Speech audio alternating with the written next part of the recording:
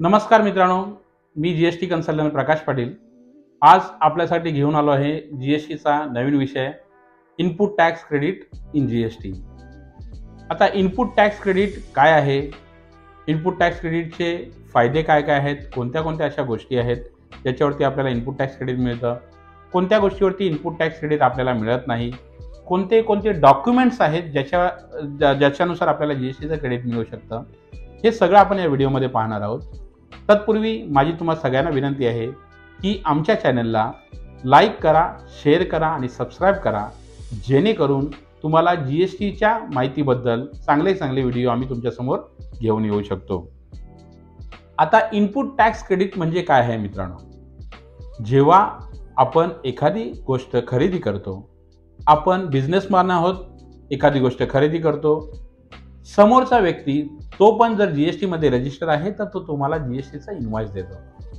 एक उदाहरण मी देतो आपल्याला, जर मी समोरच्या व्यक्तीकडून 100 रुपयाची वस्तू खरेदी करतो आहे आणि तो त्या 100 रुपयाच्या वस्तूवरती मला 18% जीएसटी लावून देत आहे, 118 रुपयाचा इनवॉइस तो मला देईल। जी 18 रुपये जीएसटी त्यांनी लावली आहे त्याचं मला क्रेडिट मिळेल। मी ज्यावेळेस माझ्या सर्व्हिसेस किंवा गुड्स मी समोरच्याला विकतो तेव्हा मी व्हॅल्यू ॲडिशन करून विकणार, म्हणजे 100 रुपयाची गोष्ट मी फॉर एक्झाम्पल जर 200 रुपयाला विकतोय तर त्याच्यावर मी 18% जीएसटी म्हणजे 36 रुपये जीएसटी भरेल। मग जे 36 रुपये मला गव्हर्नमेंटला भरायचे आहेत त्याच्यातून मी हे 18 रुपये कमी करणार आणि गव्हर्नमेंटला फायनली 18 रुपये भरणार। यालाच इनपुट टॅक्स क्रेडिट मेकॅनिझम असं बोललं जातं। हे कशासाठी केलेलं आहे गव्हर्नमेंटने, हे अगदी सुरुवातीपासून म्हणजे जेव्हा एक्साईज होतं, वॅट होतं, तेव्हा पण हे असंच त्याला व्हॅल्यू ॲडेड टॅक्सेशन बोललं जातं। कारण टॅक्स ऑन टॅक्स लागू नये। जर एखाद्या गोष्टीवरती समोरच्याने 18 रुपये लावला, मी परत त्याच्यावरती 18% जीएसटी लावला तर त्या गोष्टीची किंमत वाढते। सो कास्कॅडिंग इफेक्ट टॅक्सचा घालवण्यासाठी गव्हर्नमेंटने हे मेकॅनिझम चालू केलेलं आहे। आता आपण पाहणार आहोत की कोणत्या कोणत्या अशा रूल्सनुसार किंवा सेक्शन्सनुसार कायद्यातल्या आपल्याला जीएसटीचं इनपुट टॅक्स क्रेडिट मिळण्यास शक्य होतं। तर section 16 to section 21 of CGST act deals with input tax credit mechanism आणि ज्या प्रोसिजर्स आहेत त्या रूल्समध्ये म्हणजे रूल 36 to रूल 45 मध्ये सगळ्या प्रोसिजर्स दिलेल्या आहेत, तुम्ही कसं कसं जीएसटीचं क्रेडिट घ्यायला हवं।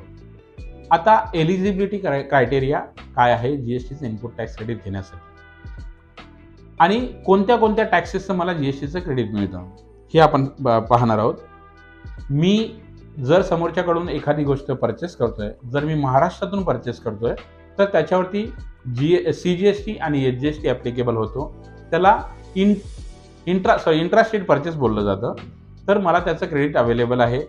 जर मी महाराष्ट्राच्या बाहेरून परचेस करतोय तर त्याला इंटर स्टेट बोललं जातं आणि त्याच्यावरती आयजीएसटी ॲप्लिकेबल होतो, त्याचं पण मला जीएसटीचं क्रेडिट मिळतं। त्याबरोबर मी एखादी गोष्ट इम्पोर्ट करतोय, माझ्या बिझनेसला लागणाऱ्यासाठी एखादी गोष्ट जर मी इम्पोर्ट करतोय त्याच्यावरती पण जीएसटीचं क्रेडिट मला मिळेल। मी रिव्हर्स चार्ज मेकॅनिझममध्ये जर एखादा टॅक्स भरतोय, जीएसटी भरतोय, त्याचं पण मला क्रेडिट एलिजिबल आहे। आता रिव्हर्स चार्ज मेकॅनिझममध्ये अशा बऱ्याच गोष्टी आहेत गव्हर्नमेंटने ज्या नोटिफाय केलेल्या आहेत, जसं की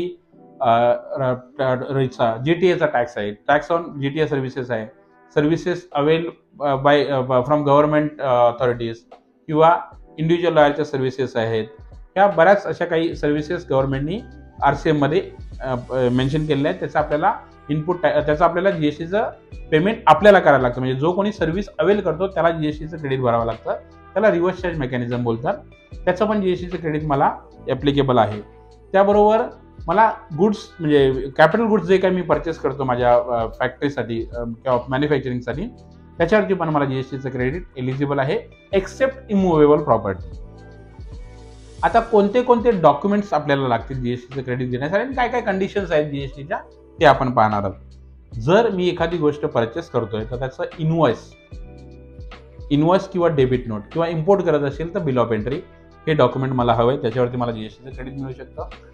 त्याबरोबर जे मी मटेरियल परचेस केलं किंवा जी सर्व्हिस घेतली ती मी ॲक्च्युअल कन्झ्युम करायला हवी किंवा ॲक्च्युअल मटेरियल माझ्या फॅक्टरीमध्ये किंवा जिथे जर मी बिल टू शिफ्ट करतोय तर माझ्या कस्टमरकडे जर ते मटेरियल पोहोचतंय ती देखील कंडिशन फुलफिल व्हायला हवी। त्याबरोबरच माझा जो सप्लायर आहे, जो वेंडर आहे, त्यांनी त्याचं GSTR 1 रिटर्न फाईल केल्यानंतर त्याचं इनवॉइस माझ्या 2B मध्ये प्रत्येक महिन्याचा मी ज्यावेळेस 2B डाउनलोड करतो त्या 2B मध्ये ते इनवॉइस रिफ्लेक्ट व्हायला हवं. जो टॅक्सचं मी क्रेडिट घेतोय तो टॅक्स माझ्या सप्लायरनी गव्हर्नमेंटला भरायला हवा, तरच मला त्याचं GSTचं क्रेडिट मिळेल. त्याबरोबर मी GSTचं रिटर्न सेक्शन 39 मध्ये भरायला हवं, म्हणजे GSTR 3B भरला तरच मला GSTचं क्रेडिट मिळू शकतं मित्रांनो. आता अशा कोणत्या कोणत्या गोष्टी आहेत त्याच्यावरती मला GSTचं क्रेडिटला काळजी घ्यायला हवी. म्हणजे जर माझ्या सप्लायरकडून मी इनवॉइस घेतला आहे आणि मी त्याला 180 दिवसामध्ये जर पेमेंट केलं नाही तर मला GSTचं क्रेडिट रिव्हर्स करायला लागेल, ते देखील इंटरेस्ट सहित. त्याबरोबर जर मला एखादी ऑर्डर आली आहे, समजा त्याला असं बोललं जातं की एखादी order on account of fraud, wilful misstatement किंवा सप्रेशन ऑफ फॅक्ट, म्हणजे मी एखादा फ्रॉड केला आहे किंवा एखादा चुकीची गोष्ट केली आहे त्याच्यासाठी जर मला नोटीस आली आणि त्याच्यासाठी मला जर टॅक्स भरावा लागला, त्या टॅक्सचं क्रेडिट देखील मला मिळणार नाही. त्याचबरोबर जर मी एखादा कॅपिटल गुड्स परचेस करतोय आणि त्याचं पूर्ण अमाऊंट इन्क्लुडिंग GSTची अमाऊंट करून जर मी कॅपिटलाइज करतोय तरी देखील मला त्याच्या GSTचं क्रेडिट मिळणार नाही. आता सेक्शन 17 जे आहे त्याच्यानुसार आपल्याला बऱ्याच काही गोष्टी आहेत ज्याच्यावरती GSTचं क्रेडिट मिळत नाही. त्याला अपॉर्च्युनिमेंट ऑफ ITC बोललं जातं. जशी सर्व्हिस टॅक्समध्ये निगेटिव्ह लिस्ट होती तसं GST मध्ये पण आपल्याला बऱ्याच अशा काही गोष्टी आहेत ज्याच्यावरती आपल्याला GSTचं क्रेडिट अवेलेबल नाही. तर त्या कोणत्या कोणत्या गोष्टी आहेत? सगळ्यात पहिलं म्हणजे जर तुम्ही एखादी गोष्ट पर्सनल कन्झम्पशनसाठी परचेस करताय तुम्हाला GSTचं क्रेडिट अवेलेबल नाही. जर एखादी एक्झम्प्टेड तुम्ही बरेच क्लायंट गुड्स टॅक्सेबल आणि एक्झम्प्ट सप्लाय दोन्ही करतात. एक्झम्प्ट सप्लायचे रिलेटेड जे काही परचेसेस असतात त्याच्यावरती तुम्हाला इनपुट टॅक्स क्रेडिट एलिजिबल नाही. त्याबरोबर जर एखादं मोटर व्हेकल मी घेतोय त्याची सिटिंग कॅपॅसिटी 13 सीटरच्या खाली जर आहे मला त्याचं इनपुट टॅक्स क्रेडिट मिळणार नाही.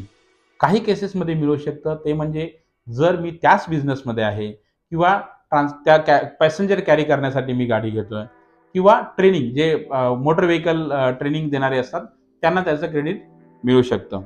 त्याचबरोबर ITC इन्शुरन्स, जो त्या गाडीवरती इन्शुरन्स असेल किंवा त्याचं सर्व्हिसिंग मी करतोय किंवा मेंटेनन्स जर त्या व्हेकलचा करतोय त्याच्यावरती पण मला GSTचं क्रेडिट मिळणार नाही.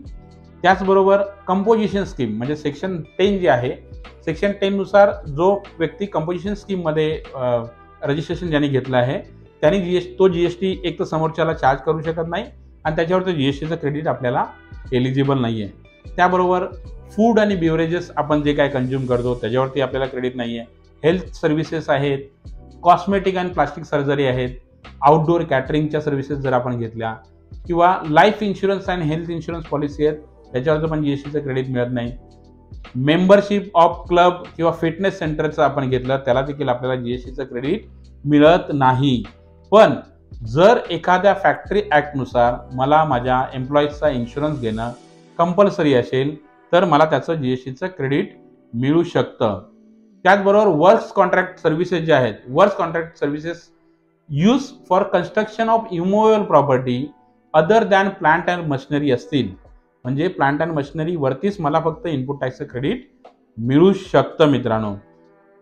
त्याच्या व्यतिरिक्त कोणत्याही इमोवेबल प्रॉपर्टीसाठी मी जर काही सर्व्हिसेस वापरल्या किंवा गुड्स वापरल्या त्याच्यावरती मला GSTचं क्रेडिट अवेलेबल नाही आहे.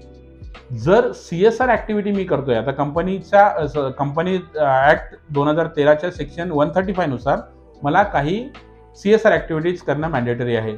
त्या CSR ॲक्टिव्हिटी करण्यासाठी लागणारे मटेरियल किंवा जे सर्व्हिसेस आहेत त्याच्यावरती देखील GSTचं क्रेडिट मला एलिजिबल नाही आहे. त्याचबरोबर एखादं मटेरियल जर हरवलं किंवा चोरी झालं, डिस्ट्रॉय झालं, मी डिस्ट्रॉय समजा करतोय किंवा मी राईट ऑफ करतोय किंवा डिस्पोज ऑफ करतोय by way of gift or free sample, मला GSTचं क्रेडिट त्याचं मिळत नाही. सो GSTचे क्रेडिट घेण्यासाठी टाइम लिमिट काय आहे हे आता आपण बघणार आहोत. जर मी आता 22-23चा विचार करतोय इन फायनान्शियल इयर 22-23 तर मला त्याचं GSTचं क्रेडिट घेण्याची लिमिट आहे 30 नोव्हेंबर 2023.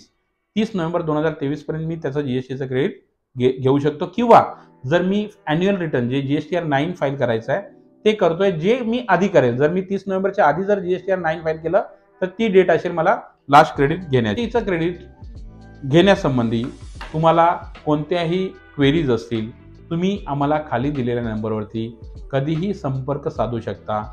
मी तुमचा मित्र प्रकाश पाटील सदैव तुमच्या सेवेसाठी तत्पर आहे. धन्यवाद.